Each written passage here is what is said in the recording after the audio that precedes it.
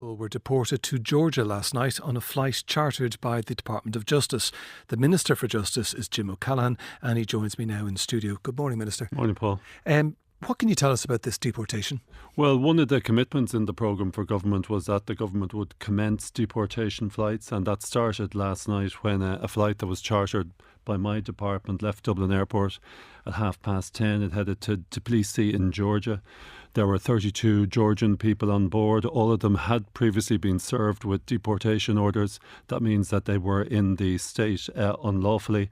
I'm very pleased to say the flight landed safely this morning in Tbilisi. All 32 people are safe and they've been returned safely to Georgia. And I just want to thank the Gardaí and the officials in my department who played such an important role in coordinating the event.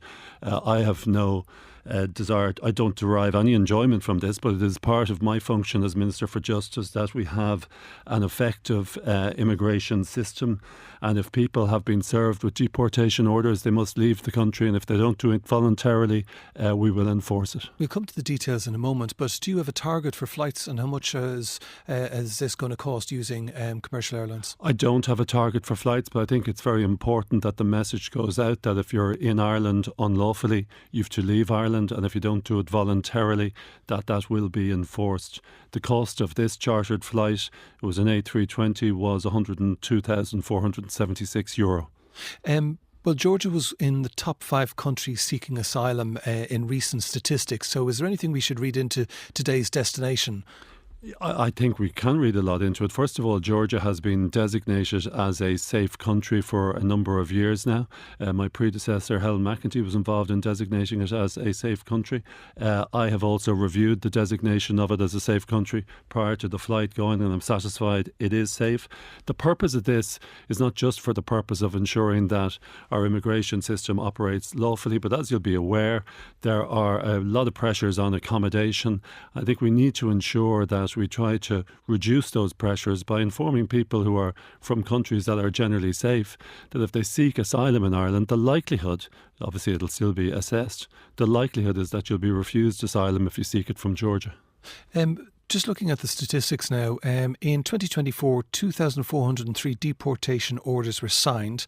1,116 people departed the state under what's described as various mechanisms, enforced deportation or voluntary return. What happened to the other 1,287 people? We don't know. As you said, in the terms of the 1,116, we know that those people left. The others, and my department tells me this, it is likely that they have already left. They may have gone into Northern Ireland or into the UK. We're not certain in terms of what happened to them. It's important that we try to retain as much information as possible, but at times it can be extremely difficult to keep tabs on everyone. In terms of those statistics that you mentioned, I'm pleased to say that in respect to deportation orders already this year, they're up by over 200%. And as of, I think it is the 16th of February, 232 people have left under various mechanisms. That includes enforced deportations. But how much importance should we put on statistics when we're unclear where half of the people who were issued with deportation orders last year, we don't know where they are? They may have left, but they may not.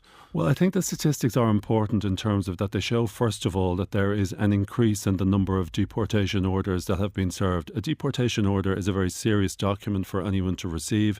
If you remain in the country after you've been served with a deportation order, you are committing an offence. The Gardaí are entitled to arrest people who are in the country and who are subject to a deportation order. I think it's important that we keep aware of those statistics, and the fact that the enforced mechanism and voluntary returns are increasing, I think that's a good sign in terms of keeping control of our migration system. You mentioned it there that this year over 700 deportation orders have been signed and 240 people have departed the state. Once again, there's a gap between the number of orders we have and the number of people who've left. Yeah, there is. And obviously, once a deportation order is signed, and as you've said, there were 532 this year so far, it takes time for them to be enforced. In terms of the numbers that have left through voluntary return or enforcement, the ones who haven't are still subject to deportation orders. There's no time limit on the consequence of a deportation order, and they should comply with the law and leave the country. And do you think that gap is going to narrow by the end of this year? In your first term, first year as Minister for Justice, is there going to be a decrease in the number of people who are unaccountable? Well, that's not the number I'm particularly worried about. The number that concerns me the most is how many deportation orders are being served, and in terms of the enforcement of them through voluntary returns or enforcement. That's the crucial statistic. I'm conscious that it's a legitimate issue as well, where are the other people? My department says that very many of them will have left the country. It's very hard for people to remain here working in circumstances where they're not entitled to be here. If the number of, which you're putting the stress is on the number of deportation orders and the number of people who leave the state, what is the position going to be, do you imagine, by the end of 2025? I don't know. I can't give you an assurance in respect to that. It is a highly changeable situation. As you know, last year 18,500 people applied for asylum in Ireland. I can't tell you what the numbers will be this year. At present, they're down pretty significantly on what they were last year. Listen, the reason I think it's important that we get control of the numbers is you're aware of the pressure it's putting on the whole system in terms of looking for accommodation. I suppose the message that needs to go out is, if you're seeking international protection, if you're seeking asylum and you're not entitled to asylum, don't come to Ireland.